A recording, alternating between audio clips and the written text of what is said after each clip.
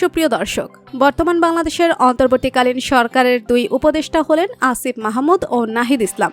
এই দুই উপদেষ্টার মধ্যে কার মাসিক ইনকাম কত, কে কেমন সুবিধা পাবে সরকার থেকে, আসিফ মাহমুদ ও নাহিদ ইসলামের মধ্যে কে বেশি টাকার মালিক, বিস্তারিত জানতে ভিডিওটি না টেনে শেষ পর্যন্ত দেখতে থাকুন। প্রথমে আমরা জানব বর্তমান বাংলাদেশের অন্তর্বর্তীকালীন সরকারের উপদেষ্টা ডাক, টেলিযোগাযোগ ও তথ্য প্রযুক্তি মন্ত্রণালয়ের তথ্য সম্প্রচার মন্ত্রণালয়ের উপদেষ্টা নাহিদ ইসলাম সম্পর্কে। কোটা আন্দোলনের প্ল্যাটফর্ম বৈষম্য বিরোধী ছাত্র আন্দোলনের অন্যতম সমন্বয়ক হলেন নাহিদ ইসলাম। মাত্র ২৬ বছর বয়সে যাদের কাণ্ডারি স্যারের কবল থেকে ১৬ কোটি মানুষকে মুক্ত করেছেন তিনি, বাংলার মানুষের কাছে মুক্তিদাতা হয়ে উঠেছেন নাহিদ ইসলাম। শেখ হাসিনা সরকারের পতনে গুরুত্বপূর্ণ ভূমিকা পালন করেন নাহিদ ইসলাম। কিভাবে সাধারণ আন্দোলনকারী থেকে বর্তমান অন্তর্বর্তীকালীন সরকারের উপদেষ্টা হলেন? মিষ্টভাষী ও মিশুক প্রকৃতির ছেলে নাহিদ ইসলাম। বক্তব্য দানেও বেশ পটিয়শীল তিনি। কর্মসূচির নাম নির্ধারণেও বেশ বৈচিত্র্য দেখিয়েছেন তিনি। আন্দোলনের সুশৃঙ্খলভাবে সমন্বয় করতে পেরে সবার প্রশংসা কুড়িয়েছেন নাহিদ ইসলাম। নাহিদ ইসলামের পুরো নাম নাহিদ ইসলাম ফাহিম। সরকারি বিজ্ঞান কলেজ থেকে উচ্চ মাধ্যমিক পাশ করে ঢাকা বিশ্ববিদ্যালয়ের সমাজ বিজ্ঞান বিভাগে ভর্তি হন। নাহিদ ইসলামের জন্ম ১৯৯৮ সালের ঢাকায়। বাবা একজন শিক্ষক এবং মা ঘর সামলিয়ে সন্তানদেরকে মানুষের মতো মানুষ করেছে। নাহিদ ইসলামের ছোট্ট একটি ভাই রয়েছে। ব্যক্তিগত জীবনে নাহিদ ইসলাম বিবাহিত। বর্তমানে নাহিদ ইসলাম অন্তর্বর্তীকালীন সরকারের একজন উপদেষ্টা। একজন মন্ত্রীর সমান পদমর্যাদা পান একজন উপদেষ্টা।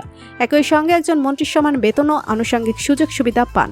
২০২৪ সাল অনুযায়ী একজন মন্ত্রী প্রতি মাসে বেতন পান ১,৫,০০০ টাকা। মন্ত্রী, প্রতিমন্ত্রী বা উপমন্ত্রী কাউকেই তাদের কোনো কর পরিশোধ করতে হয় না। সেক্ষেত্রে একজন উপদেষ্টাকেও রাষ্ট্রীয় একই সুবিধা প্রদান করবে।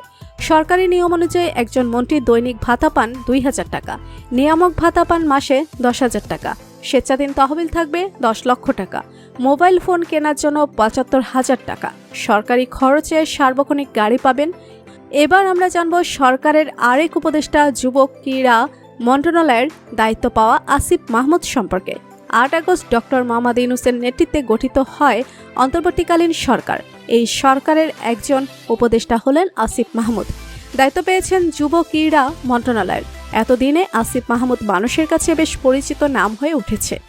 আন্দোলন চলাকালীন শিক্ষার্থী জনতার মুখোমুখি তার নাম ছিল।